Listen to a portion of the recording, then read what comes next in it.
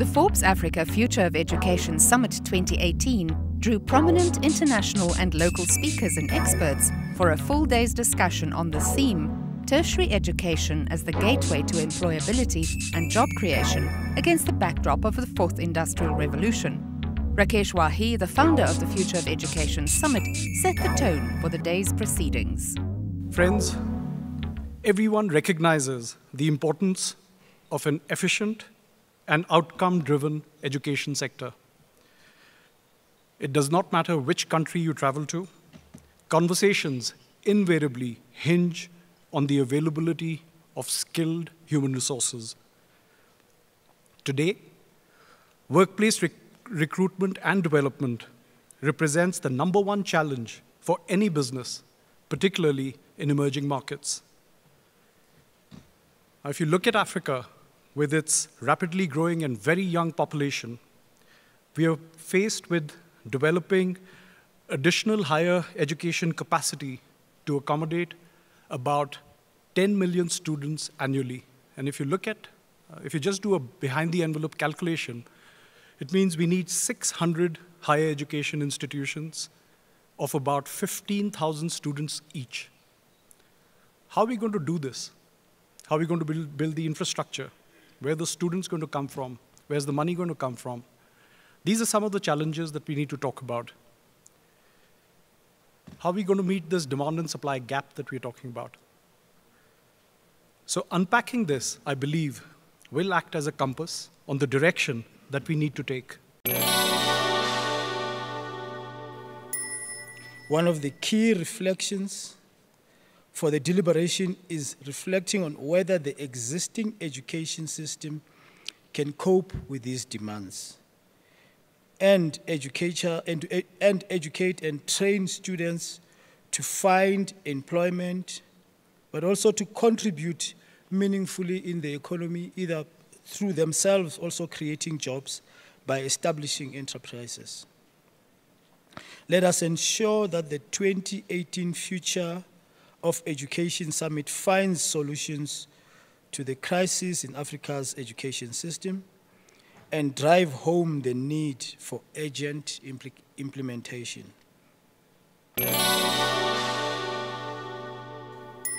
State South Africa informs us that our youth comprise 65% of the populace, or 36 million of our citizens are below the age of 35. Unfortunately, the majority of these young people are not in employment, education, or training. It is therefore incumbent on all stakeholders gathered here, representing government, industry, academia, and other civil society organizations, to create awareness about the demands of the Fourth Industrial Revolution. It is incumbent on all stakeholders to prioritize lifelong learning, reskilling, and upskilling, since the concept of a job for life is not that relevant in the 21st century. The issue of employability is increasing daily with the advances in science and technology and the disruptions that they are creating. And to become employable, you must have an inherent capacity and capability to adapt and move from one labor market to the other, depending upon where it's going. At the end of the day, as governments, all we want is our students getting jobs, or our university graduates getting jobs. So the collaboration between industry or employers and university or tertiary institutions, even if it didn't exist, should be high on the agenda now. Universities should make it a point to engage industry where they are located and produce graduates fit for employers in those institutions. And also, universities should design curricula that is fit for the employers to embrace those graduates. If this meeting is able to come up with ways and means where tertiary institutions and industry or titans of industry can collaborate further and better to ensure that graduates get jobs, maybe we'll be on the right path to employability.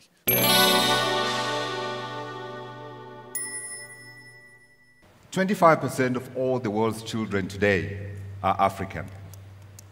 In the next decade, another 170 million are going to be added. By 2100, half of all the world's children will be African. Those are not my figures. Those are figures that come from UNICEF. And they spell out the scale of the challenge that we are faced on the African continent as we think about the future. How do we use technology to ensure that the 1 in 5 children on the African continent who are not in school today do not become half in the future? I do come out of a technology background. I spent over 20 years in the IT industry with a number of the Fortune 100 companies, and then 13 years ago joined the academy. And I've been looking at the intersection of education and IT during my time in the academy. I think one of the most telling things that has come out of late was 2 years ago, the OECD released a report on technology and education, and it was primarily authored by Tom Bennett, who wrote the great book Teacher Proof, where he looked at the scientific evidence behind a number of the hot trends in education and exposed the lack of scientific founding for those. In this OECD report, they looked at PISA scores, which are the internationally recognized tests in science, mathematics, and IT, and compared that to the use of technology in the classrooms. Surprisingly, what they found was that the countries that had the highest PISA scores also had some of the lowest use of technology in the classrooms. I'll use Singapore as an example. They came out #1 in both science and mathematics, and yet the only use of technology in the classroom is as a replacement for the library, for doing direct research, and for specifically teaching ICT, which, by the way, they were also #1 in the world. So throwing technology into classrooms in the form of PCs or tablets or smart boards clearly isn't the answer, because the countries that had done the most of that were not doing as well on the PISA scores. Singapore had said that they had gone through and done actual scientific investigation and found that that kind of technology in the classroom ended up being more of a distraction and forcing the teachers to be tech support people instead of teachers. What they found was putting technology in classrooms like that was often a form of virtue signaling done by people in the education industry and in government to show that they were doing something to make education better. But in their research, they found that in order to make technology use in the classroom viable, the technology was the inexpensive part. What was required to make it effective was completely remodeling the curriculum to make proper use of the technology and completely retraining the teachers to be able to teach that curriculum and employing the tech support people to keep that technology going. Singapore opted not to do that because they found on a cost-benefit analysis it actually worked out better to go back to things that are proven, Socratic teaching methods, teaching from first principles, and experiential and problem-based learning. And when they did that, they ended up top of the world.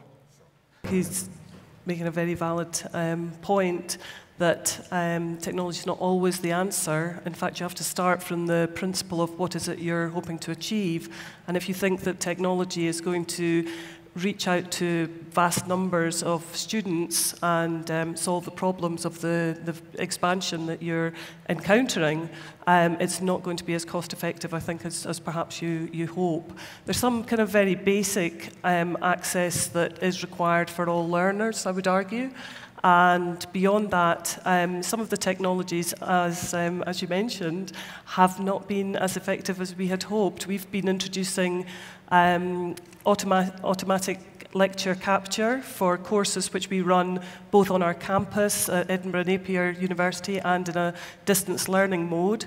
So we can record the lectures and the technology can pick up the sound, so it can swivel the camera to make sure that the questions are also being recorded so that those people, those students that are accessing the lectures at a distance can have a similar experience. But our completion rate for our distance learning version of the same course that we offer on campus are far lower. So something else is going on where we try to replicate exactly the lab experiences, which again is expensive, to have a virtual learning environment that is identical to that we can offer on campus, where we do the lecture capture, where we introduce forums for online discussions and so on. Still, our completion rates are quite poor compared with coming on campus. And what is the learning experience that we're missing out on? We're trying to use things like learner analytics. There's probably some information that we can gather there about patterns of the types of questions that we are asking, which ones are students getting stuck on. We've got a lot of data. We could use it wisely. But I think we have to set out, first of all, what it is we're seeking to solve and only use that technology that can help us in that regard rather than a rush for technology. I was very interested in the comments earlier, the use of MOOCs. We were told a few years ago, if you're not offering a MOOC, you will be, you'll be closed in a few years because everybody's going to be going online. The completion rates for MOOCs are 15%. If your university had a completion rate of 15%, yes, you would be in trouble. So those aren't necessarily the answer. There's some other things on the horizon, but yeah, it's a big discussion. It's an incredibly interesting problem, this, because I'm not a technology expert like my two esteemed panelists are, although I'm obviously use it extensively. But from an education design point of view, this is fascinating. Technology is not a deus ex machina. It's not something you plug onto standard learning and it's suddenly going to be better. Obviously, from these completion rates and the things that Dan was talking about as well. For me, this is an issue of clever, intelligent design and understanding how learning happens. Obviously, technology can create mass scalable impact on people who haven't got access to the classrooms. And that's important. And I think technology, the classic online learning, can provide mid to low level skills very easily. Yeah. But when it comes to high level interpretative skills, cognitive complexity, dialogue, communication, socialization, all the things that are really important for employability, they're much harder to do in that. So for me, the question is, how can you design the various elements of this kind of conundrum? You've got teachers who need to change. You've got the concept of classrooms that need to be evolved and just thought about differently. You've got the concept of learners having to be evolved in different ways. What we think students are, they're very different now. Yeah. And advantages where technology can bring things like to diverse people. People with neurodiverse skills do better with online education sometimes than they do with classic classroom. People with second language English do better quite often with online learning. But when you get into the high-level employable skills, you need to do something very clever with education design and blended learning. And that's where we need to get better. My name is Mfane Lonsobi from Gauteng Education. I just want to check which is the right level to introduce technology in curriculum delivery as we prepare learners for the future jobs, but without necessarily placing emphasis on the ICT industrial complex. We have made observations that whether there's intervention or not, learners are forging ahead. For instance, one has recently picked up that there's a 15-year-old who's driving a program on computing and coding outside school, but it's a learner. Thanks. Yeah. Thank you. Who wants to take it? Looking at K through 12 school, it appears from research that's been done that 7 years old is roughly the right time to introduce technology. Before that, the students are still working on their basic skills and cannot effectively use the technology, and it becomes more of a distractor. From 7 on, they have the basic skills necessary to effectively use it. Hi, my name is Thokozani Ndaba, and I'm from Tertiary Foundation. I just want to say that I'm echoing what everybody has said And what you just said, sir, that yes, technology is important, but just on its own, it won't work. There are other methods that we also have spoken about, experiential learning. I come from an applied drama and theater background, where in the classroom we use Paulo Freire, you know, who talks about the banking system. How can we change the education system from the conventional ways to now and upgoing with what the learners are up to? That's why we have such a number of dropouts. Yeah. Moving forward is mixing technology and other stuff that are already in existence that can work for all of us. We've already talked about the need for the student experience, education, to be up to date. And one way of doing that is to ensure that students, where possible, can actually be involved, be part of research, because that makes sure they really are as up to date as they possibly can. Technical questions needs to interface with that human space. And the opportunities here are often business opportunities. And to deliver solutions, we need to think about how we can bring business to the table. It's business who will deliver the solutions, not academics. And for us, that means an interface with social and management science that brings in an element of entrepreneurship and innovation to really drive change. Professor Paul, can we start and build on your discussion and just look at what you have achieved in the UK, what your partnerships have been? You mentioned mainly SMMEs that you worked with very well, and then how this can translate into the African continent. I can never remember the exact number, but I think over the years, Lancaster's worked with something like 2,000 SMEs, and that crosses all our academic faculties, our management school, of course, but also all our science and technology faculties as well. Centre for Global Innovation really emerged from that, but looking at how STEM subjects might engage more effectively with the business community.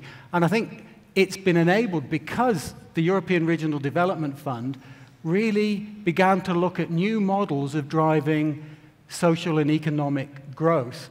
And Lancaster's approach to that was perhaps quite unconventional, to look at how that could interface with, perhaps, if you like, traditional academic research. So it's quite unusual that we meet the demands of the European Regional Development Fund through things like PhDs and master's students, as well as undergraduate projects. So that's brought a real focus to the Centre for Global Eco-Innovation. As I said in my presentation, the model is that we are responsive to the needs of business, that our research projects come to us from business and then are co-developed with businesses and academics. And I think what we find is SMEs especially, they're the ones with the great ideas. They're the real innovators. But often SMEs are too small to have their own research capacity. Universities have the research capacity. Bringing those two together can really transform what SMEs can do in terms of taking really good ideas and taking them into the solutions that we all need to address these challenges. And it's been very powerful. It crosses, even if you think about eco-innovation, that interface between the challenges and opportunities that we face in a changing world. Some of our biggest success stories have been in digital. It's not just about the environmental sciences. It crosses the whole of our academic disciplines. And as I said, it's been double award winning in the UK. The question for Recirculate is how we can take that model that works for us and see how it works in an African context. Mm-hmm. So now sitting here next to me is Professor Jarvis from Ghana. Yep, Lancaster University. Lancaster University, Ghana. Please tell me how this has translated. You've been there for about a year. How has this project been received there? And how do you see it unfolding? Also, maybe looking at it as a bit different from the usual aid project, because there's quite a bit of money going into this. It's extraordinarily difficult, different from a traditional aid project. Much of the traditional approach to aid delivery was to come in, do a project, measure the outcomes, and then leave. The genius of the Recirculate project is actually in its design. So the design works from, as Nigel points out, the idea that there's an awful lot of intelligence and puzzling out going on in small and medium enterprises. So the question is, as a design project, how do you tap into that? How do you bring that puzzling out? How do you connect that puzzling out with the interest in the academy? So over the last year, what we've seen in Ghana and West Africa is this ability to connect and bring together the intelligence and the thoughtfulness about the questions of water and the recirculate and the circular water economy into the academy in a way that I don't think has been done before. The conversation around skills development for the fourth industrial revolution is something that is spoken about quite extensively nowadays.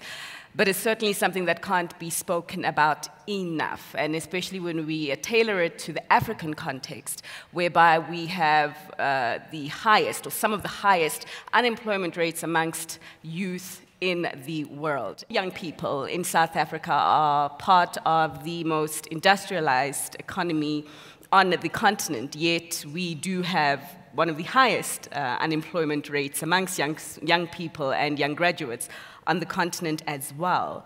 Help us understand what the main challenges, what the main issues have been in addressing this.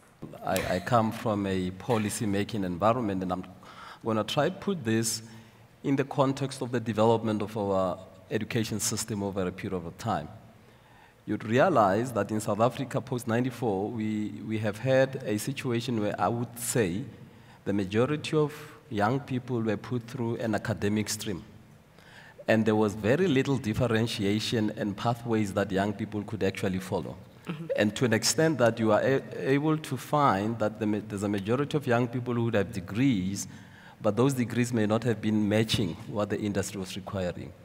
And to an extent that we then, my view, and I think the view that's held out there, is that the policy directions that would have been taken should have considered that we would have provided learners with adequate pathways post their basic education system, and I would be putting that at grade 9, where they have to be. But that's not doom and gloom, because the beauty is, I think, with the country having recognized the challenges that we have currently, you might note that in this period, we now have got 3 pathways that young people can take from the basic education sector system. You would have your academic stream, and we have since piloted an occupational stream, but equally a vocational stream.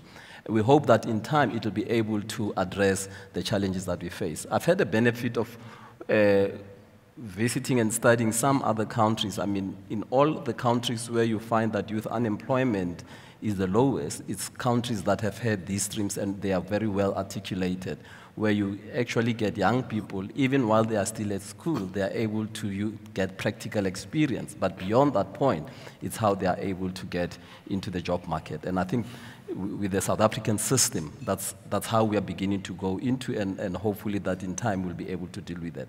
The challenge, however, is how then do you address the big numbers that you currently have? Exactly, and exactly. I want to use the example of, because I also come from the province of Gauteng, and there have been some developments in the Gauteng government over the period of time. You might know that with our province having noted the challenges that we have had to say, how do we bring these young people into the mainstream economy in a way that we give them skills? And we are running a program called the Tshepo 1 Million. And it's intended to place those young people with qualifications into specific job experiences, and we hope that they will be able to get the skills. And hopefully, over time, we will be able to get these young people back into the mainstream. But this had required that we partner with the economic sectors in order that we can be able to respond. Right. To I mean, there's the Tshepo 100 program, and many of you will be familiar. There's the YES program, the Youth Employment Services program that was developed by the president in conjunction with the private sector. But let's take it to Namibia now. Namibia also very similar to South Africa when you look at the picture of youth unemployment, the 4th highest on the continent. Right. How do we deal with getting these people employed? We're talking about skills that are needed for the 21st century, for the 4th industrial revolution. What exactly are these skills? Now, let me start by saying my own definition of education is that education is what is left when everything else learned is forgotten. And I've been saying this, and I want to say it again, that Africa, we want to be a continent of great thinkers and achievers. A continent that utilizes its available resources carefully and economically. But we have to concentrate on brain power as opposed to physical strength.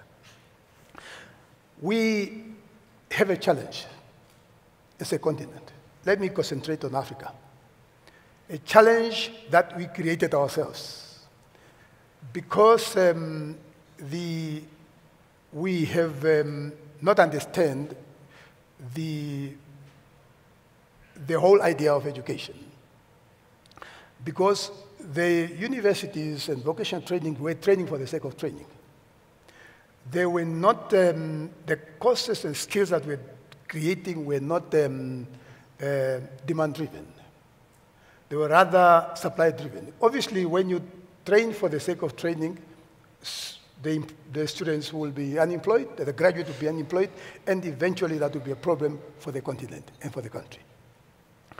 We are fortunate to have countries around the world that have embarked on some good models. We have an example of Germany, where they have what they call a dual education system, where the private sector or industry takes a lead in terms of training, and also it assists the government in terms of cost, because it absorbs the students from the educational institutions, give them the practical training. At least 70% of what they should be trained should be based on practicals, while the remaining 30% will be based on theoretical. And I thought that's good, because if industry themselves are involved in the development of the skills that they need, I do not see the reason why there should be unemployment. Prof. Sally, you also, in Scotland and in the UK, also faced a challenge whereby you had a skills mismatch between what young people were coming out with and what industry wanted. But recently there has been some changes, an apprenticeship program that has been introduced for the past year. So talk to us a little bit about that in more detail. So the context was that employers were saying there's not enough people graduating with STEM degrees. And combined with a sense that perhaps the skills that they were learning on those degrees were not entirely matched with the jobs that needed to be filled. But another aspect of that context was that employers had been spending less on training themselves. They were kind of expecting universities to produce work-ready graduates, and so therefore there was nothing that they needed to do to get people ready and acclimatized for work. So the government introduced an apprenticeship levy, a tax on employers. So any employer whose tax bill reaches a certain amount is taxed at 0.5% of their overall salary bill. And it's actually raised £2 billion in 1718. And I haven't been in South Africa long, but I think that's 40 billion rand in a year.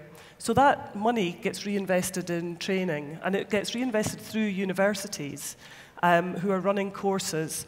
The apprentice is hired by the employer, but released for university attendance 1 day a week.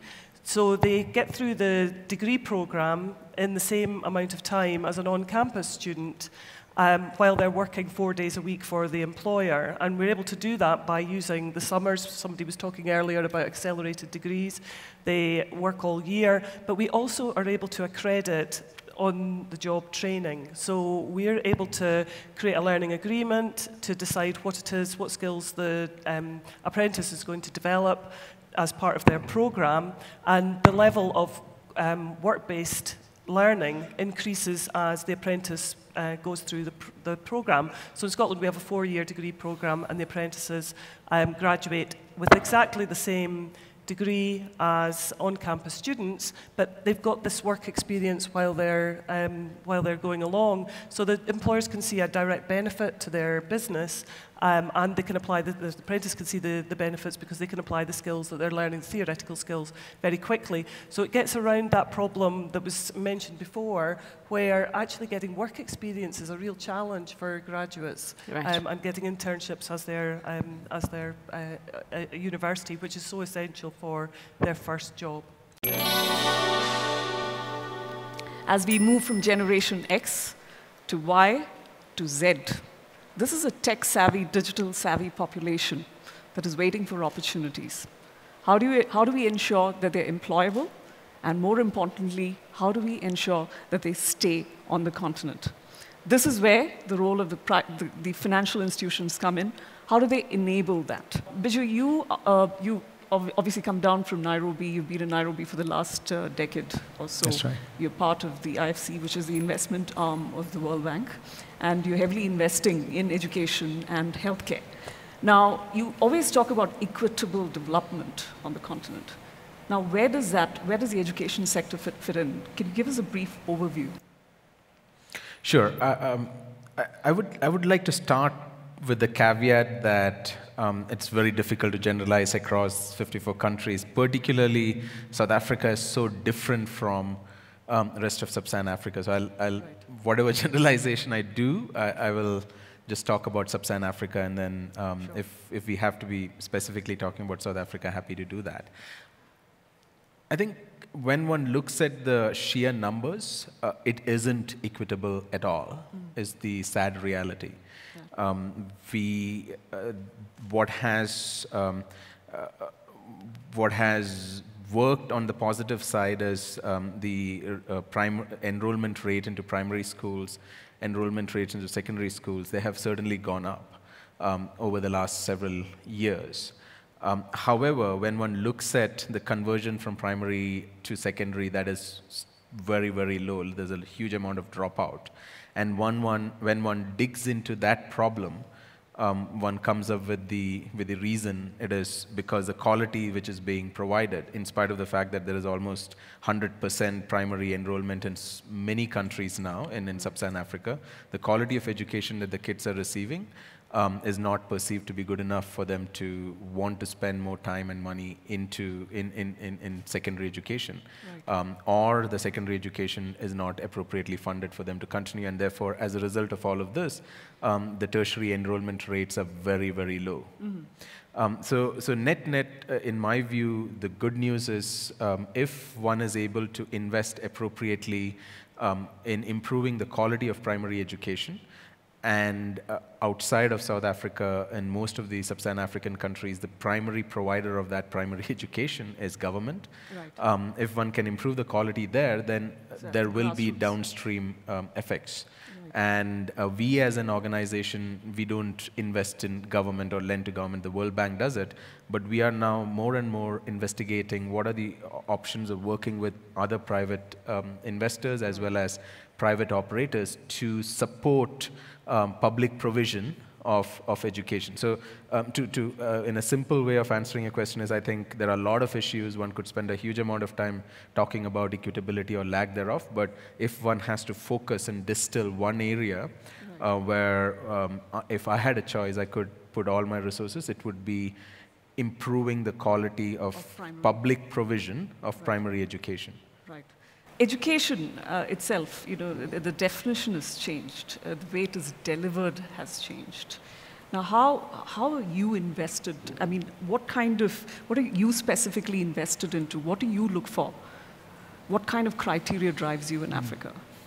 Thanks. Look, I take a step back and start with the broader actors' journey in education, which maybe started before some of the other investors in emerging markets. It started in China, actually, yes, where we saw a growing trend of parents looking to initially send their kids outside of a local country, whichever that was, to hopefully get a better quality education, and then starting to realize that that was not necessarily apt in terms of the local workforce and a greater demand coming locally, right? That then shifted over to Latin America, where we invested behind several businesses. And about 3 or 4 years ago, we took a look at Africa and said, actually, as employers of many thousands of employees across the continent through our portfolio companies, we realized like there are basically 2 types of candidates you get. You typically see one which is a little bit more, for want of a better word, ivory tower-ish, fairly affluent, who studied outside, but not really relevant when it comes to the practicalities of what we need to do in most of our portfolio companies. And then secondly, one which was typically the product of a public sector sort of education system, which was producing just subpar quality, right? We tried to back that up with discussions with MNCs and started to see what's important for you, right? And it really became all about the practicality of candidates in terms of whatever job they go into, right? This and we've tried to look therefore for businesses where they put quality and accessibility at the center of what they provide. And accessibility for us, especially in the African context, is twofold. I mean, it's centered around affordability. You've got a sort of marginal dollar or rand or whatever currency that parents want to spend on hopefully a better future for their children, and therefore, if that's not linked to the type of quality outcomes that we want, then we don't necessarily think that fits with our ethos as an investor. We can go on more around employability and some of the initiatives, but I think at a headline level, those two points around quality and accessibility are probably the foundations. I want to bring in a term that has gained currency in the last couple of years, and that's shared value. Now, to me, shared value in this space is private-public partnerships. It's all the stakeholders coming together where typically the adjectives are collaborative, complementary, industry institutions working together. What do you think, how does the international market view something like that in Africa? So at Vero, the big part of our ethos is shared value, which we believe that in generating economic value in a way that also creates value for society by addressing some of these challenges. We all hear about, I'm based in Nigeria, there's always talk about Nigeria being, the potential of Nigeria being such a great country, the potential of Africa being so great. So in respects to education, something we've believed strongly in our firm is that we can't be great as a country without education, without fixing education. It's probably one of the biggest challenges in Nigeria and in Africa. The rates, if I read the rates from you, some of them I'm ashamed of some of the rates in terms of pass rates that come out of the country in Nigeria.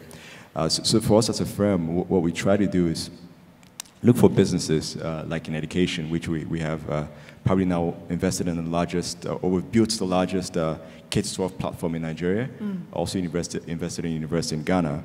And our thesis there is if we can deploy capital towards education, would help improve, of course, the private school education system, which, it's higher tuitions, higher fees, more people can afford.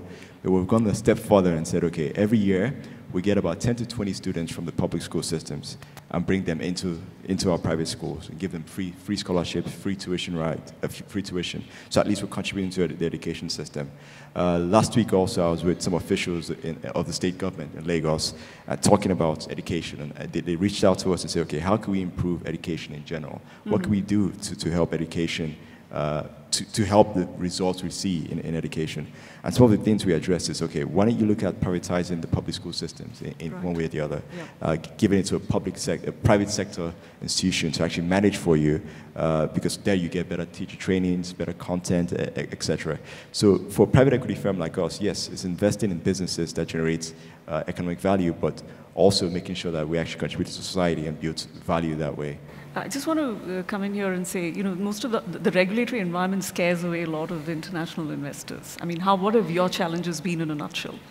So being on ground, I guess, that's one of the advantages for me, being in Nigeria and Ghana. You have to have a dialogue with the regulators consistently.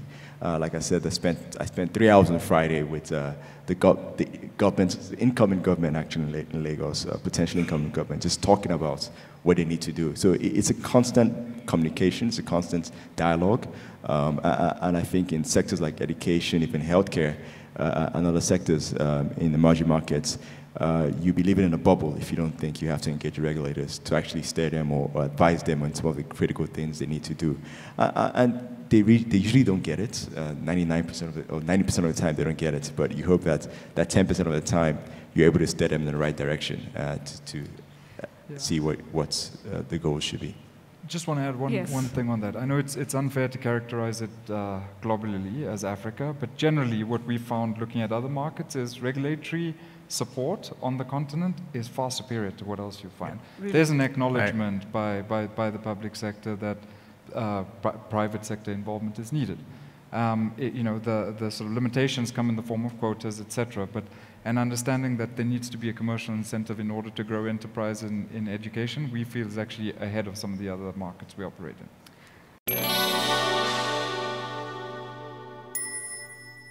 To kick off the conversation, I'd like for us to maybe set the scene and get an understanding of the landscape of the regulatory framework across the continent. And Dr. Pius, just to begin with you, talk to us from an East African perspective. In your view, are we regulating for the future? Are we regulating for the future? I think let me provide a brief historical perspective to the notion of disruption in education and give the Ugandan and East African context. We all know that in the 70s, the drive for the educational level was basic, and this was channeled by World Bank, UNESCO's. And as a result of that, focus for most African countries, Uganda inclusive, was basic education. Now, fast forward, Uganda realized that it had found itself into a situation where the gross enrollment ratio, which by definition is the number of those who should be in higher education of the school-going age of that population, is paltry. And when you compare that statistic with what UNESCO provides you, that for a nation to grow and economically develop, you need a threshold of 30% of those. I give you statistics. For 3 million Ugandans who should be in higher education, there are only 200,000, that's 7%. The African sub-Sahara is 10%. And if you compare that with the Asian tigers, it's 36%, that's where they are. So things have changed.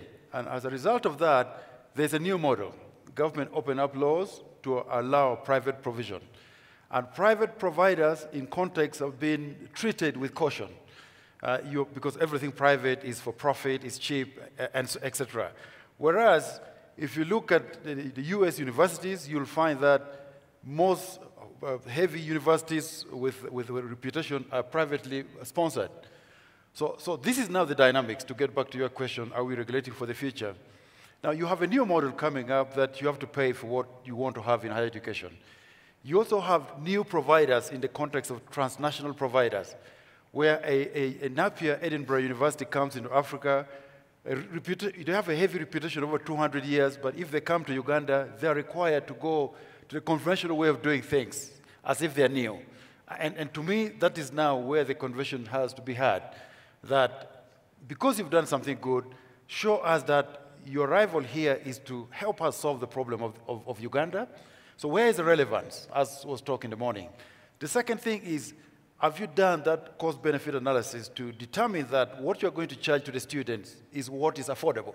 Because the issue of affordability is the driving force. The third fundamental point is the notion of sustainability. Are you putting your leg in? If things become difficult, you run away. So show us the commitment.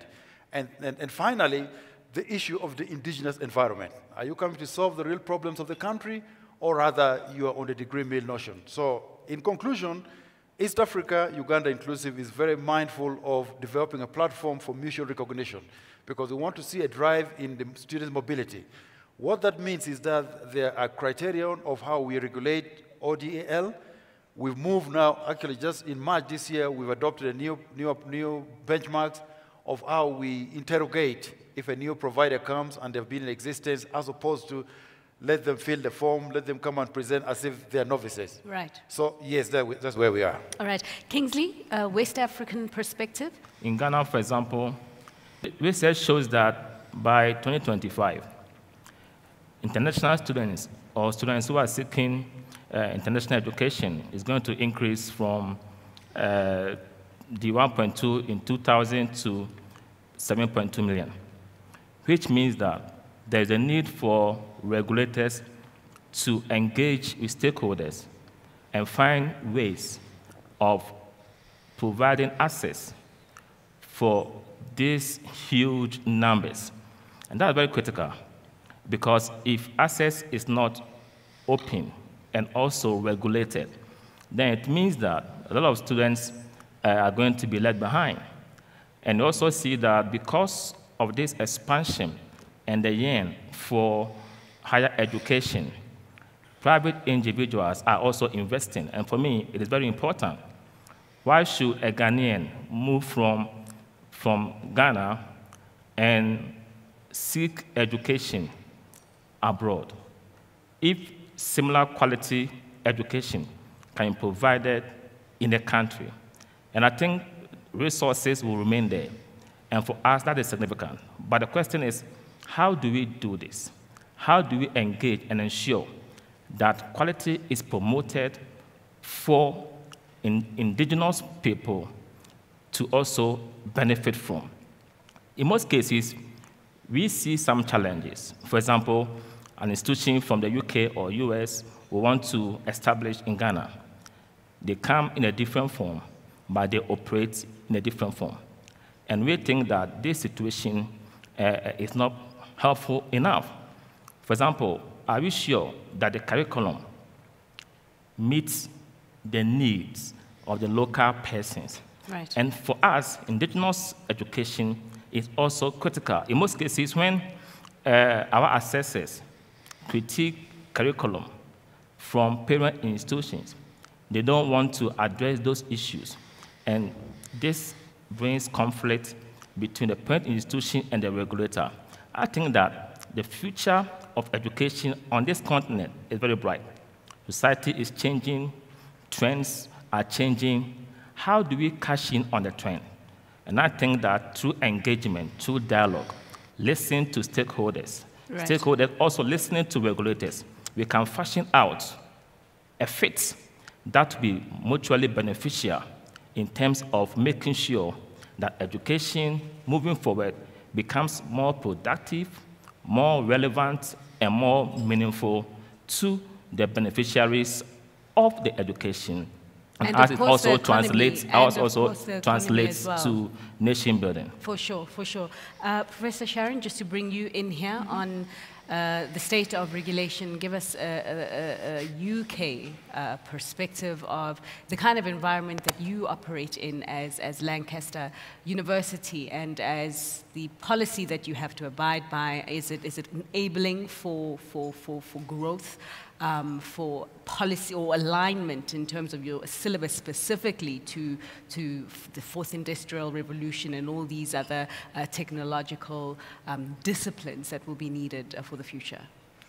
Yes, so I think the answer is that yes, it's changing and it needs to change. I found myself thinking over lunch, one of the questions we asked this morning were about which jobs or which roles will be superseded by technology and will become redundant, and found myself thinking, will regulators become redundant? Will academics become redundant? And I think the answer is a qualified no, they won't, but only if we change. And that means changing our thinking in academic institutions. It means changing our thinking in regulatory institutions. And some of the comments we've just heard show that that thinking is already happening, and we need that to happen in order for the sector to be able to develop and meet the needs of society in the future. And if I might give you one example of how things are evolving in the UK, where actually the regulatory environment is changing quite dramatically, and not always for the best, but it is evolving, and we have to try new things and so on. The last time I was in a huge room like this, I was doing a co-presentation with someone called Gary Neville. Now, for the football fans amongst you and those who know Manchester United, you will recognise Gary Neville as a footballer superstar from the 1990s. But he is now a businessman, but a businessman with a passion for education. And he and his colleagues are working with Lancaster University, with big corporate businesses, with small businesses, to co-create a new kind of university. And I think that what we're hoping to do with that is not to change every university in the country that already exists. but to try and grow a new bit of shape to the higher education sector. And that has meant pushing up against some of the regulatory environment. So as our regulatory environment has been changing, we've had to engage in substantial dialogue with our government, with our regulators, about how that can meet the needs of new providers, new consortia of providers coming in and wanting to do new things, but wanting to do them well and to make sure that they serve both their students, but also the needs of the society that those students are working within. I'm going to begin first by trying to understand, if I may, Anthony, if I can start with you. Yes. Just in terms of understanding the research that is taking place across the African continent, and then moving into whether there is indeed any kind of collaboration that's taking place. I was thinking of giving a very academic answer to your question. Is there research happening on the African continent? Yes and no. The difficulty with research is, as we were having a discussion beforehand, research is expensive. It's very expensive. Even in the most well-funded universities, it remains a controversial element of the university's activities. Central to what they do, central to their identity, central to the career aspirations of academics, and central to their broader mission to contribute to society at large. And yet, say for example, if you get a research grant for $1 million or £1 million, it will often require you to put in another $1 million or £1 million to support that research. Now, much of that can be done in kind. What is clear, however, in sub-Saharan Africa and West Africa and Ghana, where I'm most familiar, is that that level of funding is generally not available. So what we think of as the traditional research model is less obvious in West African and Ghanaian universities. However, and this is where my experience with Recirculate and the process there is useful, is that it's not that research isn't being done, it's being done differently. Right. And intensively. Right.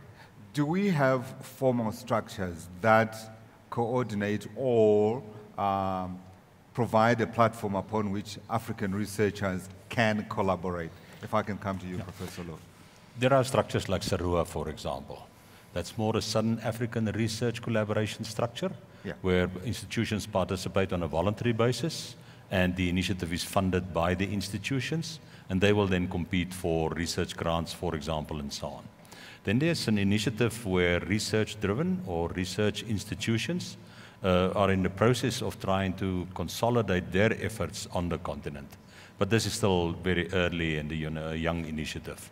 So across the institution, my sense is that it is not institutionalized to a sufficient level.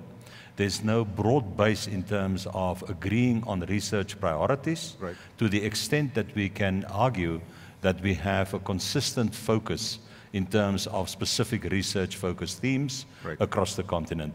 And in my mind, that is a serious limitation in terms of driving the broader development agenda on the continent. Then comes a double-pronged question. Are we doing enough research on the African continent compared to other places around the world? That's number one. Number two, is there a requirement or a need or perhaps a desire to have some kind of structure that coordinates the kind of research that we're seeing on the African continent? I'm directing this at the two of you still. I'm going to come to Professor Hartley. May I respond to the... you see, if you look at the research output from Africa, thank you, in comparison to the rest of the world, that's what I wanted to capture. It is almost negligible. It is absolutely insignificant in terms of the rest of the world.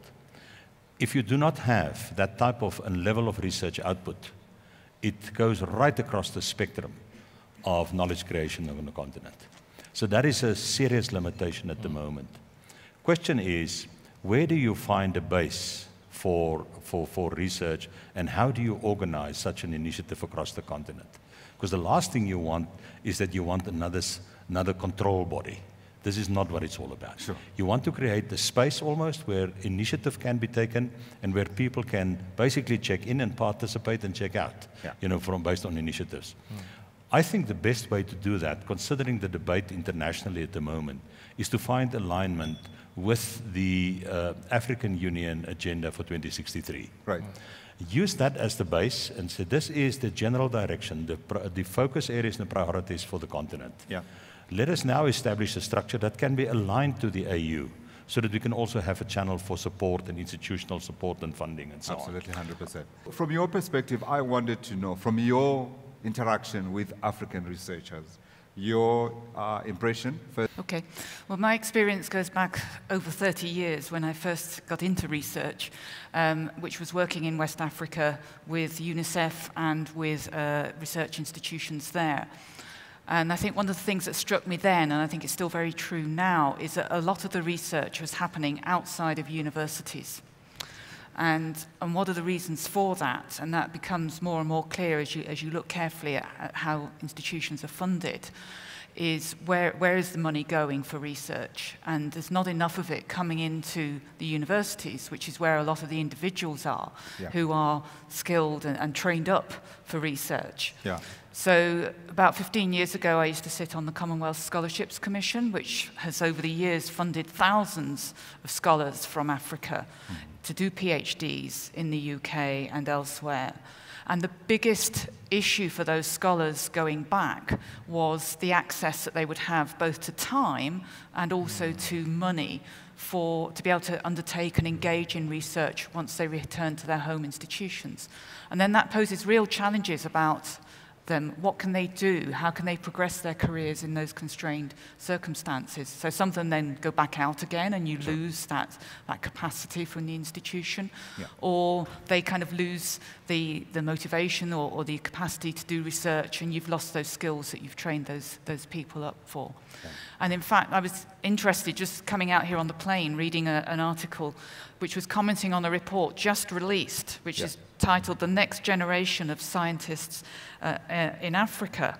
Yeah. And really repeating those same messages. You know, over 80% of respondents in their survey saying that their career progression had been hindered by the lack of access to resources and money to support research. So I think there's some real issues here about how money flows, where it flows to, and also the kinds of research that organizations and individuals can engage with. Yeah. And the challenge there is, I think, for us to think about not only skilling up individuals, but also expanding the capacity of institutions to be able to engage and undertake the kind of research. Education is the single most important defining factor which will enable our youth and our beautiful continent to step ahead with confidence for a brighter tomorrow. With CNBC Africa and Forbes Africa, we believe we provide credible platforms across the continent to have this all-important conversation, but more importantly, to ensure that we can contribute and explore various avenues of bringing both government and the private sector together to find these solutions. I would like to reiterate something that was said by one of the panelists a little earlier, and that is we can't have a great continent without a great education system. As a continent, we have certainly come so far, but we still have so far to go.